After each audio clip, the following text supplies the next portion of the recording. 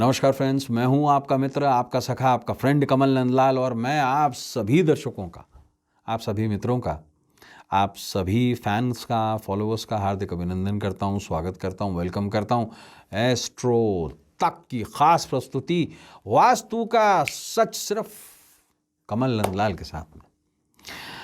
इसलिए मैं आपको हमेशा कहता हूं कि एस्ट्रो तक को लाइक करें, सब्सक्राइब करें और हाँ, कमल नंदलाल ये कहता है कि शेयर तो बनता है, इसलिए शेयर ज़रूर करें क्योंकि आपका एक शेयर बहुत बड़ा काम करता है। किसी के अंधकारमय जीवन में आशा की एक किरण जगा देता है, इसलिए शेयर तो बनता है। और ख़ास बात क्या, अगर आप मुझसे अपने वास्तु का प्लान डिस्कस करना चाहते हैं, अगर आप मुझसे चाहते हैं कि मैं आपको आपके घर अनुसार, आपकी कुंडली के अनुसार वास्तु टिप्स दूं, अगर आप ये चाहते हैं कि आप वास्तु पर, न्यूमरोलॉजी पर, एस्ट्रोलॉजी पर, ज्योतिष पर, किसी भी सब्जेक्ट पर मुझसे डायरेक्टली फ़ोन पर बात करना चाहते हैं, तो क्या करें? अभी जाइए www.astrotak.com पे जाइए, मेरे प्रोफाइल का सिलेक्शन कीजिए और वहीं पर क्लिक कीजिए और बात कीजिए मुझसे। इंतज़ार कर रहा हूं मैं आपका। तो चलिए अब आगे बढ़ते हैं मित्रों। आज वास्तु का सच में हम डिस्कस करने जा रहे हैं गाय की। आप पूछेंगे गाय पंडित जी, वास्तु की बात और गाय?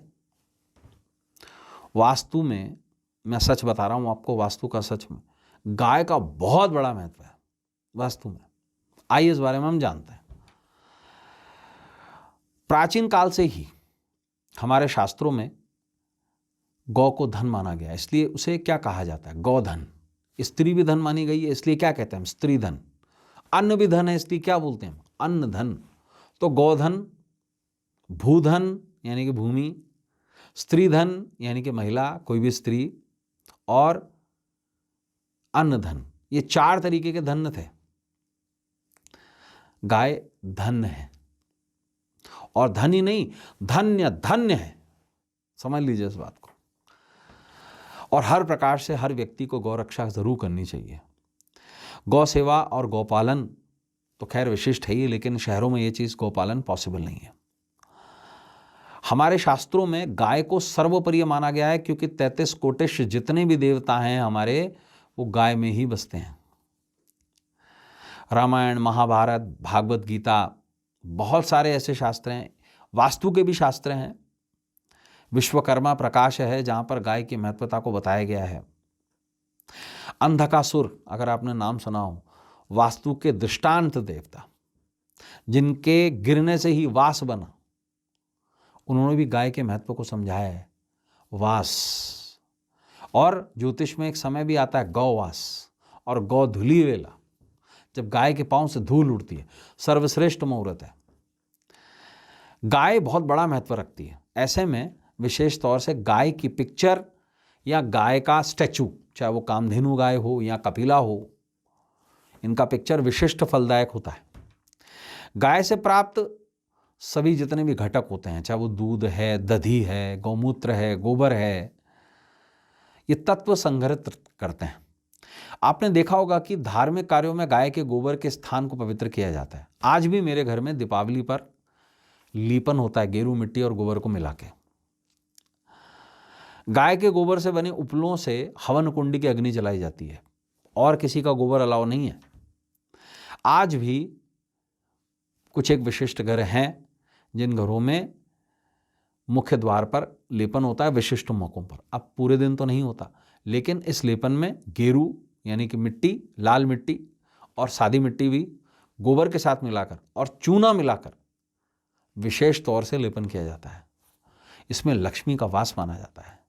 प्राचीन काल में मिट्टी और गाय का गोबर विशेष तौर से औषध स्नान के रूप में भी प्रयोग लिए जाते थे। गौमूत्र में गंगा का वास माना जाता है। ऐसे में जिस किसी के घर में भी वास्तु दोष हो, और स्पेशली अगर राहु से संबंधित वास्तु दोष हो, तो वो पोछे की बाल्टी में गौमूत्र मिलवाकर अगर जल में पोछा लगवाता है तो विशेष रूप से वास्तु दोष उस दिन के लिए तो समाप्त हो जाते हैं। अगर इसका आप नियमित रूप से प्रयोग करते हैं तो वास्तु दोष बिल्कुल खत्म हो जाते हैं। अब विशेष रूप से एक बात का जरूर ध्यान रखें कि जब कभी भी यज्ञ आदि कर्म किए जाते हैं, चाहे वो वास्तु के निमित्त ही हों, उसमें गाय के गोबर का ही प्रयोग होता है।